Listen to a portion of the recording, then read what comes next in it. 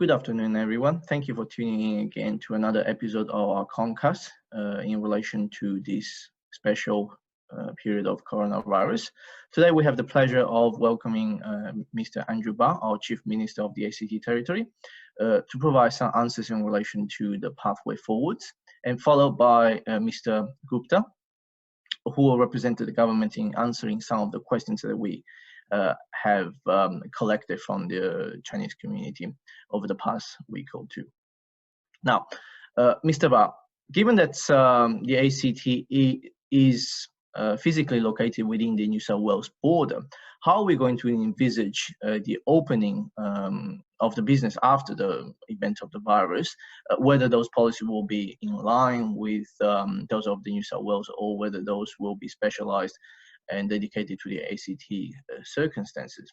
Then again, once opened, given that the impact of the economical downturn and the reduction in international students and migration into the country and therefore into the ACT, does the ACT government have any special plans or strategies to accommodate or to attract additional migrants or students into the territory, so to give a special boost to the ACT economy? Well, thank you very much for those questions. The ACT is wholly contained within New South Wales, and therefore we're seeking to align our business activity regulations very closely with New South Wales. We continue to play an important role in the Australian National Cabinet, where all of the states and territories meet with the Australian government. Changes that we will make will be based on our local circumstances and what's happening in the Canberra region and surrounding New South Wales. Australia's rate of population growth is expected to slow with our borders closed. This means there'll be fewer people coming into Australia over the next 12 to 18 months. Canberra is going to remain an attractive city for Australians to move to. We have a very strong labour market. There will be more jobs in Canberra than in other parts of Australia. So we will still see people moving to our city, but they'll be moving from other parts of Australia more than they will be coming from overseas. The Australian government is responsible for the social security system in this country. They control our borders and most of our business support programs. This includes the JobKeeper program, which is a wage subsidy scheme to allow local businesses that have closed or have had their trade significantly reduced due to COVID-19 to keep their staff employed. The ACT government is responsible for the delivery of frontline health services, our hospitals, our nurse-led walk-in centres, and all of the COVID-19 testing that's taking place. This has been a very significant testing regime that's operating across the city and includes the drive-through facility at Exhibition Park on the north side and the Western Creek Walk-in Centre on the south side. We also are building our COVID-19 surge centre next to Canberra Hospital in Woden. I'd encourage any member of the community, including our local Chinese community, to get in touch with their local government MLA. Members of the Legislative Assembly represent the 5 different regions of the ACT. We have members in Gungahlin, Belconnen, North Canberra, the Inner South, Woden, Western Creek, Molonglo and Tuggeranong. Please contact your local MLA. In Gungahlin, that includes Deepak-Raj Gupta. Thank you for the Chief Minister's summary and brief answer. We'll now turn to Mr. Gupta, who will represent the government in answering other questions that we actually collected from the community. Welcome, Mr. Gupta. Hello, Kay. How are you? Thank you. I'm all right. All right. Thank you for taking time out in answering these questions from the Chinese community.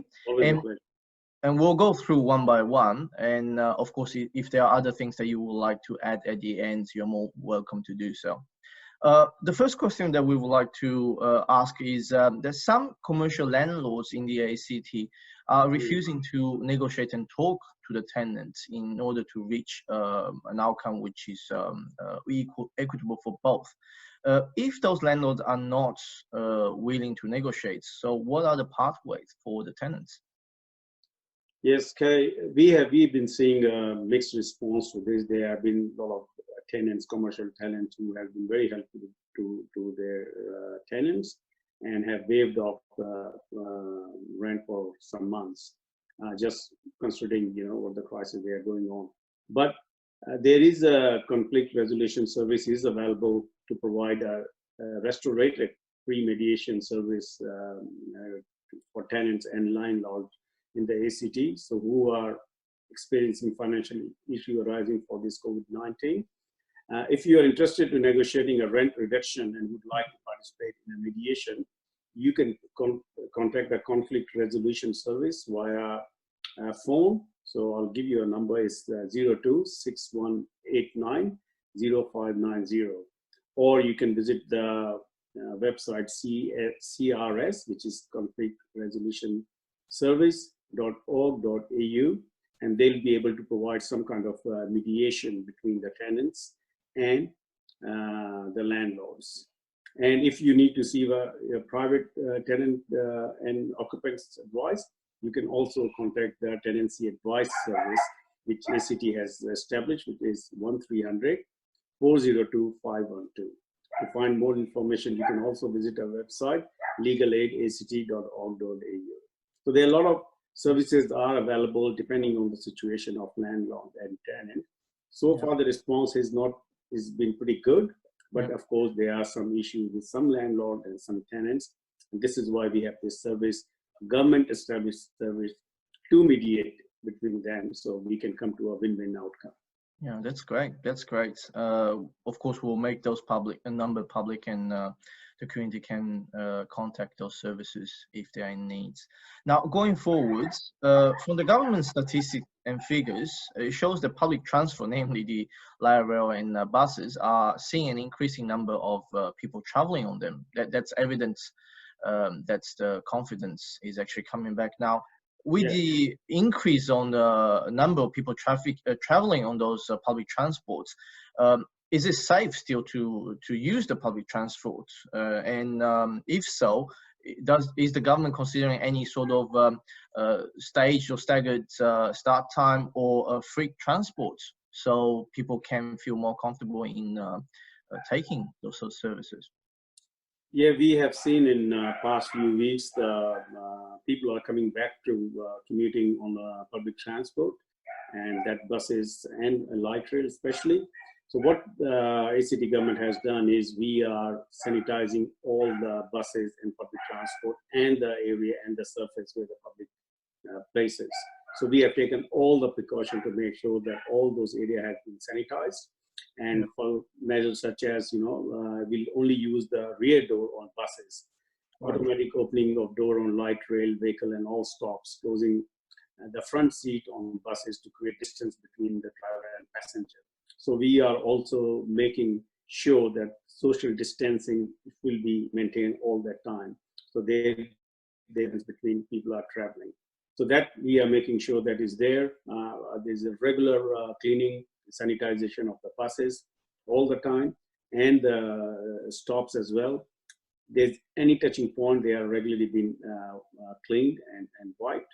So as for the maintaining the hygiene, the ACT government is taking all the precaution to make sure everyone is maintained a good hygiene. But again, this also practice comes to the commuters as well, to make sure they also exercise the same thing and maintain distance. And if you're sick, please don't travel, and maintain those, social distancing at all the time.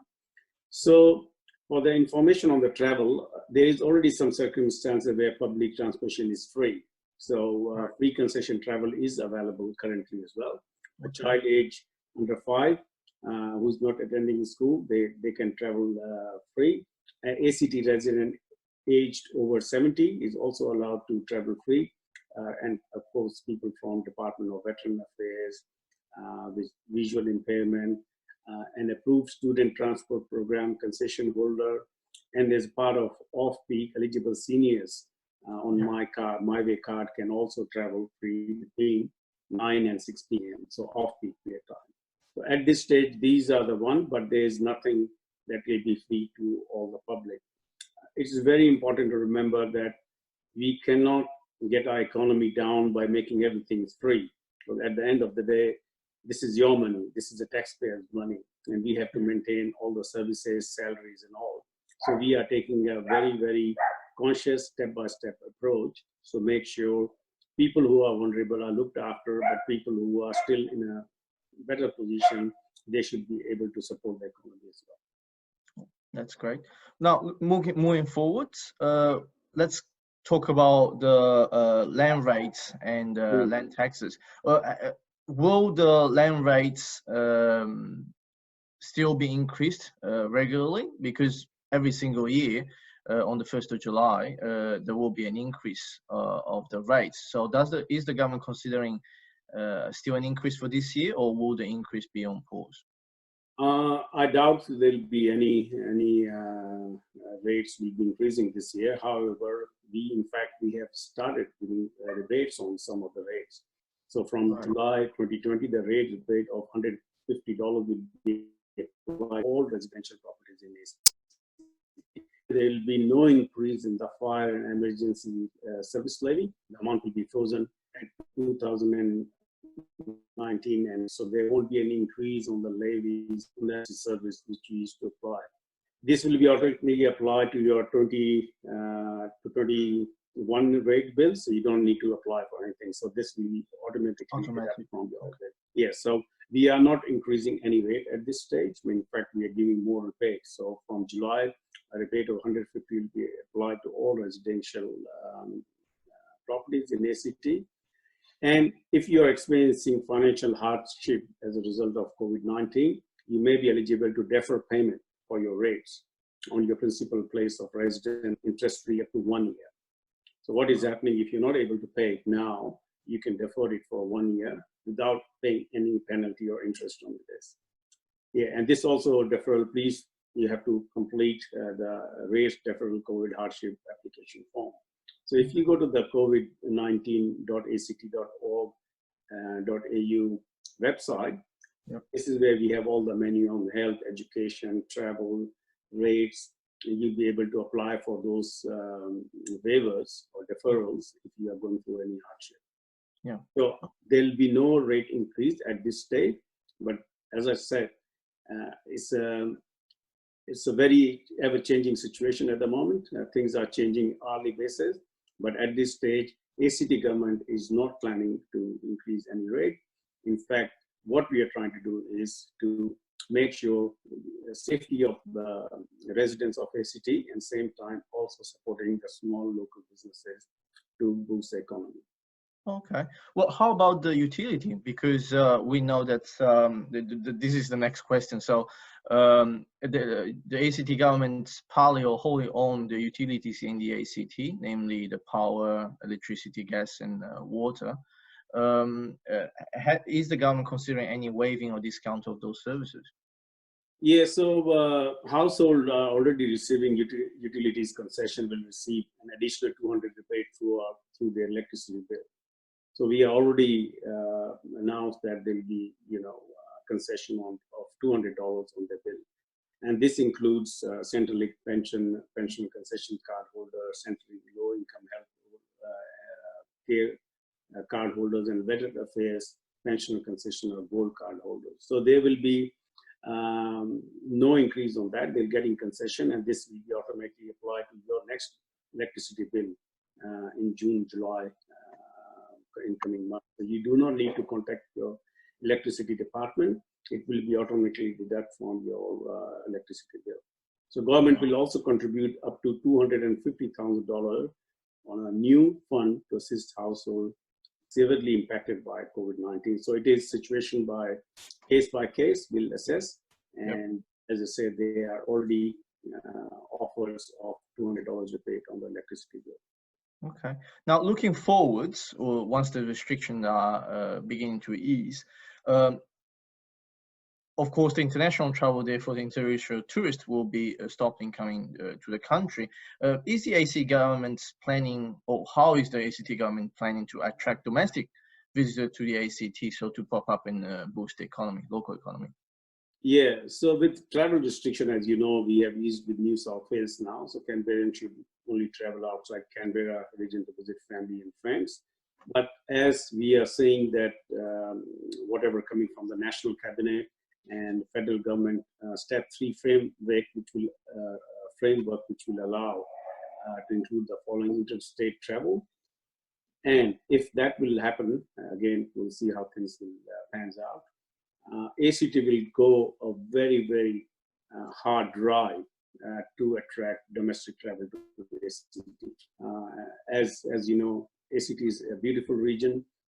Some of the people have not explored it. So ACT government will really going to promote a domestic travel, internal domestic travel in ACT to boost the economy. So that will be a very hard campaign to attract people coming to Canberra. That's great news for local businesses. Now, yeah, moving to another topic, we know that the federal government has announced that they've secured 15 million doses of the current flu vaccine for this year. Are there enough allocation for the ACT? And if so, is the government considering to offer this vaccine this year for free, so to encourage the uptake? Well, at this stage, we don't have any clear information on this at this stage, but people on the higher risk of catching influenza viruses and developing complications are eligible to free vaccine under National Immunization Program. So at this stage, there has not been an allocation of these vaccines, but again, it's a case by case. If somebody is in a need for that, ACT government do have these vaccines to support those people in ACT. Yeah. Okay. Now, moving to another topic again, the petrol price. Well, we know that the ACT petrol price is way more too expensive, at least compared to Sydney and other capital cities. And with coming of into the market of Costco and other wholesaler players, we noticed that the price can be dropped. Now, is the ACT government looking to the price difference between Canberra and other cities and the reasons why, in order to see whether we can reduce those fees? Yes, as you must have realized, Kay, in past few weeks, the prices of petrol has dropped down and come down in ACT. So Canberra petrol retailers need to meet weekly fuel challenges. So that's what we have seen. The service station could have a cap placed on the retail margin, the difference between the wholesale and the Bowser price. So this, if they don't meet this criteria, they'll could face $40,000 worth of fine and 6 months of jail time if retailers were found gouging customers. So we have seen after Chief Minister Andrew Barr gave a very stern warning 2 weeks back that if by end of the week, if they don't meet the national standard of the prices, they could face some penalty. And we have seen that has brought drastic changes in ACT. And we've seen places like Dungalim and Mitchell are selling petrol for over 90 cents. So it is $1. So so far it has been maintained, and the ACT government will continue to monitor that and make sure they do meet their weekly food challenges. So at this stage, the response has been very good, and we have seen that some of the petrol retailers have dropped down their prices, and they're under $1.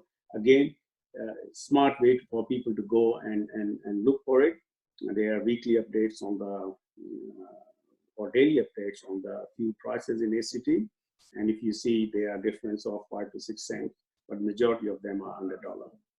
Right, that's great news. That's great news for the local motorist. Yeah. Now, the Chief Minister has announced that restaurants are now allowed, restaurants and coffee shops are now allowed to open and to serve less than 10 people at the time. Now, the sheer number of people, 10 people, is a very small number, and most of the restaurants and business owners are thinking that might not be sufficient to break even. So therefore, they're considering whether to reopen or not. So when will the restrictions, these 10 people, be further relaxed, so to allow a break-even point to be possible?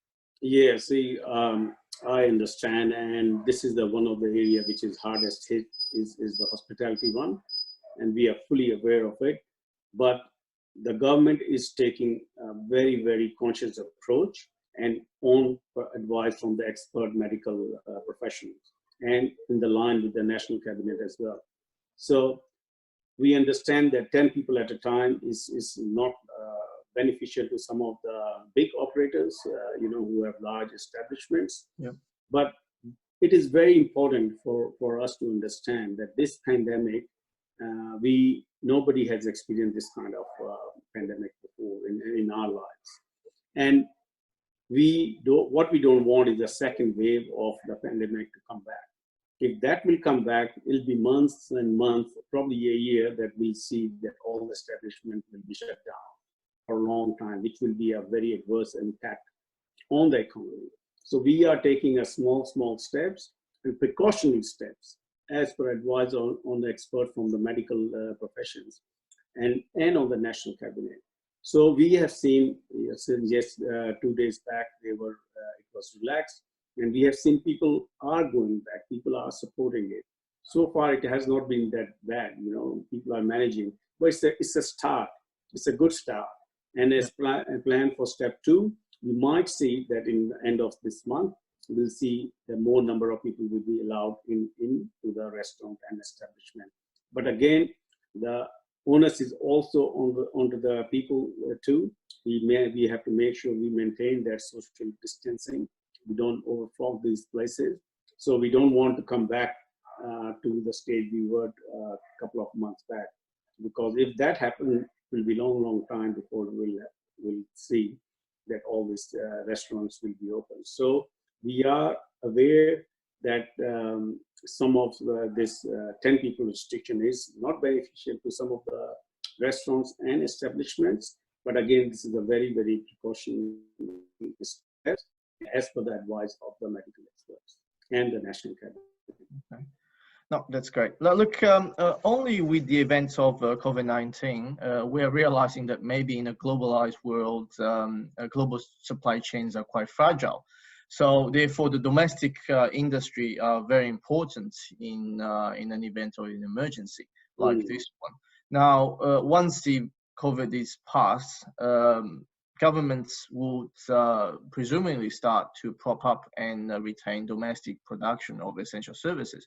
If that is the case, which will be the industries that the ACT government is going to sustain and hoping to keep in the ACT in the long term? See, the ACT government has already spent hundreds of millions of dollars to ensure that continuation of industries and the economy. So we are making sure that domestic industries, the border with different states, and the supply chain is well maintained. So we are supporting them, and we will continue to support that. But future funding will be implemented where it is necessary to do so. So at this stage, we were very much into how to provide the PPEs and medical supplies and all that, which we have established now. There's a good supply for testing in ACT at this moment in the hospitals. That is now we are opening the market and the industry, and we'll see which area needs more support and funding, and we will support it accordingly. But at this stage, we are already promoting the domestic market with the supply of the necessary items. So as again, as per need base, what are the areas which need more attention, and this is how the government is working with those industries and providing that financial support. Yeah. Well, will the ACT actually try to create a specialized area such as high tech or agriculture, so that can be seen as the one of the new and core industries for the region? Well, as you know, ACT is a very small jurisdiction as compared to others. So agriculture is not one area where ACT can perform or would like to offer anything because there's no land. But ICT, customer service, Small business units are some of the areas, and innovation. As you know, Canberra has been a place for innovation. We have been #1 in the country when it comes to innovation. In fact, Wi-Fi was invented in Canberra. So this is a gift Canberra has given the whole world.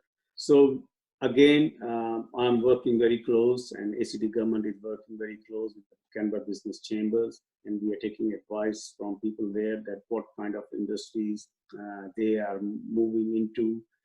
Is there any niche market industry with the niche market? We'll try to flourish them in ACT.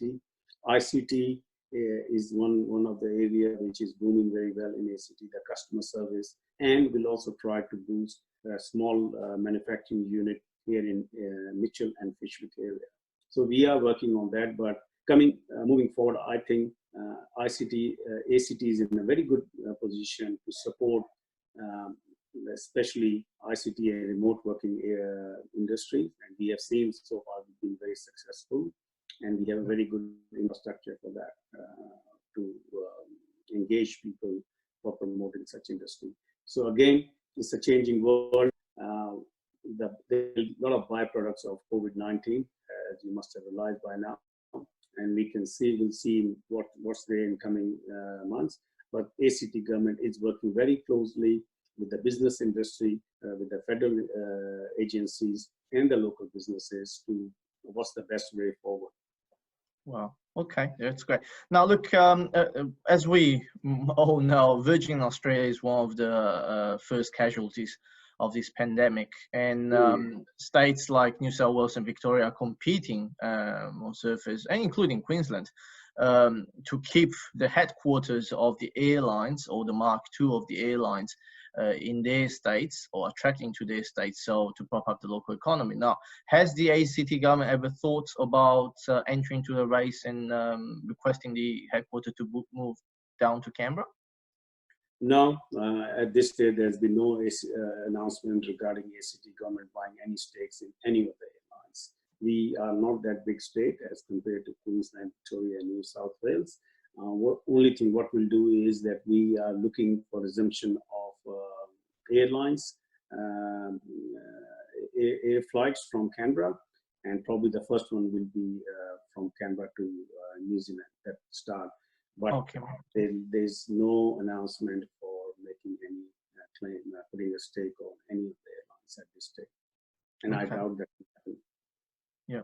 All right. Now, still on the logistic and transportation, some of the community members are actually complaining that during this COVID emergency period, the postage and the postal services are very slow between capital cities, and in particular between Canberra, Sydney, and Canberra, Melbourne, where between Melbourne and Sydney seems to be fairly normal. So letters are taking up to 20 days to arrive.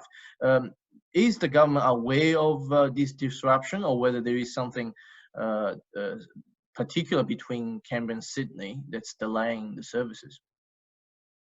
I know this is the one area which has really spiked quite high during this COVID crisis, is the parcel, because there'll be a lot of online services and all, and it has been impacted that there has been delay of services all around Australia. Because there's a reduction in the air freight capacity and passenger flight, which used to also carry Australia Post parcels. So before, Australia Post parcel used to go with the commercial and domestic flight as well. As you've seen, they have stopped. So that's how there's some delays in the services happening. And as I said earlier, there's a significant increase in parcel volumes, many of which require manual sorting. And same time, we have to make sure the hygiene is maintained and they go through a screening. All the Australian Post parcel go through the screening. And again, within the workforce, we are maintaining that distancing thing. So there are delays because of we are taking this precaution in a very unprecedented situation at this stage. But as things are opening, we will see there'll be more surface transport will open, and has opened between New South Wales and ACT, and hopefully there'll be some backlog will be cleared. But we all are going through these delays at the moment because there's a lot of manual handling is happening, and we are taking that precaution to make sure nothing comes out with any kind of virus which go into the community and it will spread the virus. So again, we are taking very precautionary steps as per the advice of the medical experts. That's great. Now, today we also welcome student representative, international student representative, Neil, who is going to ask a couple questions from those on temporary visa who are in the ACT. Thank you, Neil. Thanks, Kai. Thanks, Mr. Gupta, for joining us today. I'm Neil Lee from AU International Student Department. Recently, we've received a lot of concerns from international students, and we have compiled those concerns into a list of several questions. So my first question today is, currently there are neither flights in and out of Canberra, nor the coaches to Sydney and other cities. So some international students feel it's very hard for them to get to Sydney to take the international flights back to their countries. So my question is, when will the transport to other cities resume back to normal? Thank you. No, thank you, Neil. As you've seen, ACT has opened the travel restriction between ACT and New South Wales at this stage. And but it is for the essential services only. If you have any relatives or any emergency, you need to go. As there is no international travel at this stage, so there's no point people going to Sydney and finding that there is no international flights are operating at this stage. So until and unless we get a clear all green from the National Cabinet, this is a decision of a National Cabinet which comprises all the chief ministers and premiers of all the states. So when that decision will be taken that people can go, international flight will resume, we will advise you accordingly. But at this stage, there's no international flight, and that's why there's no point going to Sydney or Melbourne when you can't take international flight. Only very limited chartered flights are available, that too for the people belonging to that particular country. Thank you. My second question is that South Australia is considering sending the international student who just came back to Australia to specific hotels for 14 days quarantine. Does the ACT government consider using a charter plan or a similar method as South Australia to help the international student come back to ACT? Well, it is in the negotiation is in the pipeline at this stage. Again, this is all decision is made federally, that National Cabinet, they decide which area will get more chartered flights, because as you can understand, there's influx of passenger, both inbound and outbound. And we only seen there's only one flight came on Friday from India, carrying 207 Australian citizens who have came from Delhi. And there are more flights are in pipeline to happen. But again, it is being screened, the people, vulnerable people, people with the economic hardship, and those people are coming. But until and unless the universities are going to open the campuses, before that, there's no point bringing the students in. So they are there, but not on the priority list at this stage. But as the universities are opening their campuses, we'll see there will be some flights coming back directly to Canberra and bringing back those students who are stranded overseas. Thank you. My last question is for the international students starting in ACT. It's not very hard for them to get an internship or a job within the ACT area. Are there any internship opportunities for international students that are available in the ACT government? Will the ACT government provide any support for international students who are trying to find jobs or internships in Canberra in the future? Yes, very good question. And as you know, Canberra has been a place, a home for a lot of international students for many, many years. And this practice was very much available before. And again, ACT government is approaching a lot of businesses and working along with the Canberra Business Chamber to make sure some kind of internship will be available for students, international students, so they can have some of those internship and job placement in ACT. But as I said, a lot of byproducts and situation have changed due to COVID-19. There are some areas with a lot of opportunities, and there are some areas which we might have to take a different route now to make sure the sustainability of that industry. So at this stage, it's not very clear which industry will boost, but looks like the ICT industry, innovations, and those kind of industry will boom here in ACT, and accordingly we'll try to place students and give them internship. But also we are negotiating, ACT government is negotiating with the Canberra business chambers and other industry partners to promote this. Thank you, Mr. Gupta. Thank you, Neil. Well, thank you, Neil. Before we wrap up, we wrap up today's conversation. We're of course hoping to invite Mr. Gupta as a representative of the ACT government to answer further questions on a regular basis, maybe on a monthly or even on a six weekly basis, as the COVID situation develops. Of course, we'll also be in contact with the Chamber of Commerce, Chamber of Business in the ACT, and other local community businesses in order to answer and clarify issues that might not strictly be related to the COVID situation. Is there anything that Mr. Gupta would like to add before we say goodbye to today's public?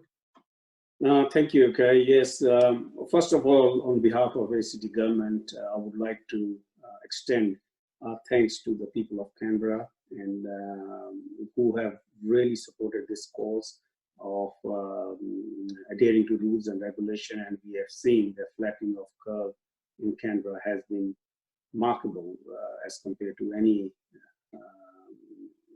city or in the country. We have been very, very good in flattening the curve, and this is only done because of the support of the people of Canberra.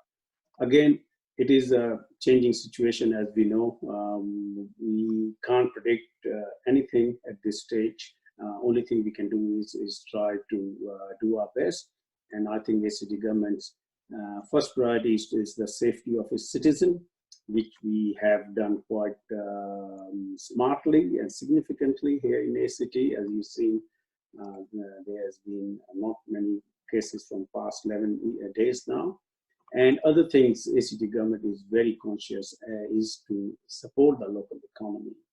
And this is another priority. So, but we have to handle one problem at a time. But so far the response of the community has been great. And this has helped the ACT government to make some good decision to move forward. Only thing that we can say is that nobody experienced this kind of pandemic before. So everything is new, it's a challenge, but at the same time, we have shown that together as a good, as a one Canberra, one community, we have made significant contribution in flattening the curve and making our economy moving as well at the same time. So once again, thank you so much. Keep doing what you're doing, and hopefully we will overcome this crisis sooner than later and come to a normal life. But we can't be complacent, and that's very important that we continue to adhere to rules and regulation and maintain that social distancing. Okay, well, that's great. Thank you for your time, Mr. Gupta. Thank you, Neil, and thank you for watching today's podcast. And surely we'll be back next week with another edition of COVID-related policies and details. Thank you. Thank you. Thank you for having me. Thank you.